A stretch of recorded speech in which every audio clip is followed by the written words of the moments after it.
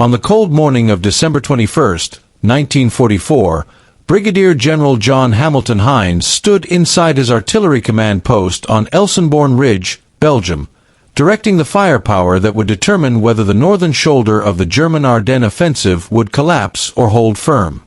At 46, a seasoned West Point graduate with 26 years of experience and a rare mastery of artillery science, Hines understood that the Germans' attempt to capture the ridge would shape the outcome of the entire northern front.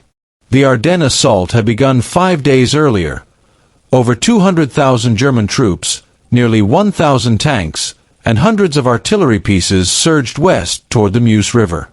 The 6th SS Panzer Army under Sepp Dietrich had been tasked with seizing Elsenborn Ridge, the dominant high ground controlling the road network north of the German advance.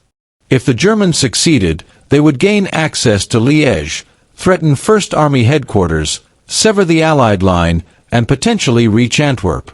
To stop them, Hines had assembled the greatest concentration of artillery in American history: 348 guns from the 1st, 2nd, 9th, and 99th Infantry Divisions plus 5th Corps Heavy Artillery, 16 battalions of 105 mm and 155 mm howitzers, coordinated with 6 battalions of corps-level guns, all locked onto pre-registered German approaches and linked through a dense network of radios and telephones to forward observers fighting desperately in the villages of Krinkelt and Rocherath below.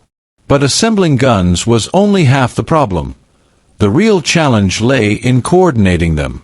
Traditional artillery doctrine relied on batteries firing sequentially, adjusting one at a time, a method far too slow for mobile warfare, giving enemy troops 30 seconds or more to scatter after the first shells landed.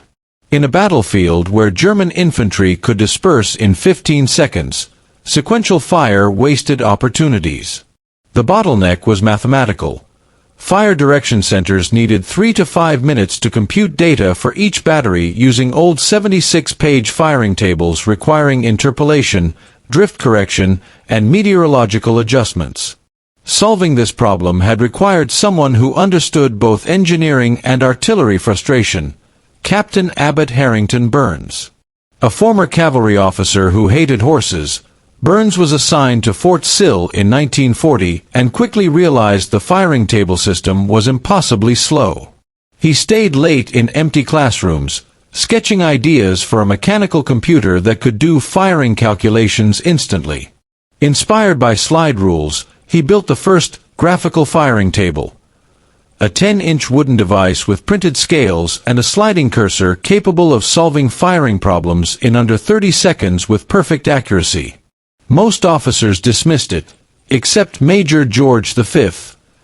Kaiser, a visionary instructor who recognized the device as revolutionary. Together, Burns and Kaiser refined the tool for 3 months, proving it allowed enlisted soldiers to compute firing data faster than trained officers using tables. Bureaucracy slowed adoption, but by 1942 the Field Artillery School produced them in bulk, and by 1944 thousands were in combat theaters.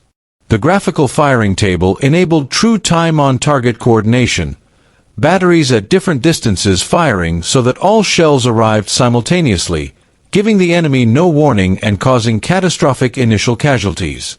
By December 1944, many American artillery units used the device, but Elsenborn Ridge was the first battle in which virtually every battery in a major sector used it simultaneously. When the German offensive erupted on December 16, the inexperienced 99th Infantry Division held the line near the ridge, green troops stretched dangerously thin.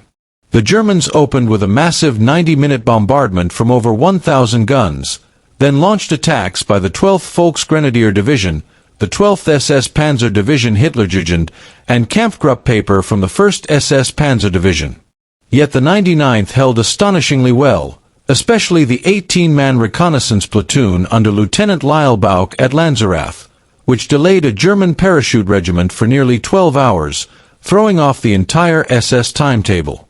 As the line began to buckle on December 17, the veteran 2nd Infantry Division, battle-hardened survivors of the Hurtgen Forest, was ordered to fall back and establish a main defensive line on Elsenborn Ridge. For 3 days, Brutal house-to-house fighting in Krinkelt and Rocherath delayed the Germans long enough for American forces to withdraw in order. By December 19th, the 12th SS Panzer Division had spent 3 days gaining only 2 miles and suffered enormous losses. Now they faced the ridge, heavily defended and ringed by the greatest artillery mass the U.S. Army ever assembled. Hines had spent days preparing firing zones, registering targets, and integrating observers. All 23 battalions under his control were equipped with graphical firing tables. When German forces made renewed attacks on December 19th and 20th, Hines unleashed precise, simultaneous, overwhelming bombardments. One mission alone sent 5,760 rounds crashing into German positions in 20 minutes. Prisoners described shells arriving with no warning, entire battalions erased before they could scatter. On December 21st, the 12th SS Panzer Division launched another attack, supported by tanks, toward Domain Butkenbach. American forward observers called in fire.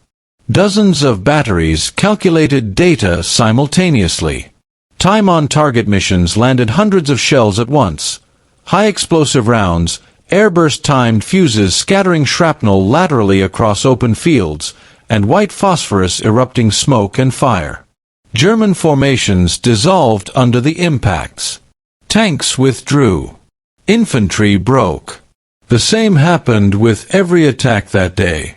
On December 22nd, Hines directed one of the largest artillery missions of the war, over 10,000 rounds in a single day, shattering yet another German buildup before it could launch.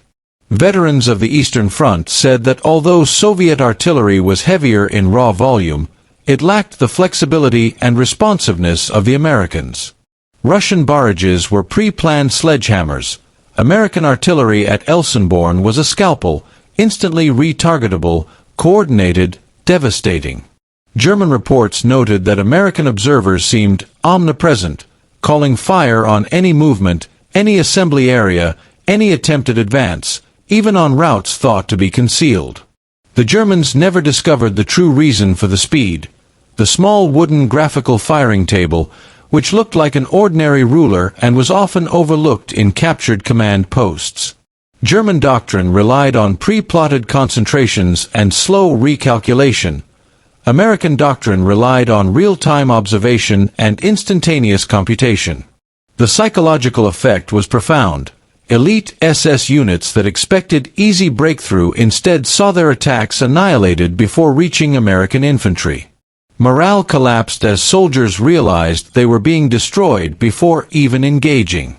By December 23rd, the 12th SS Panzer Division Hitlerjugend, fanatically motivated, considered elite, was so shattered it had to be pulled from the line. The failure to take Elsenborn Ridge forced Hitler to redirect his offensive southward, breaking the coherence of the Ardennes plan and ensuring German forces would never reach their strategic objectives. And throughout the later fighting, including the defense of Bastogne, the same American artillery system continued breaking German attacks faster than they could be launched.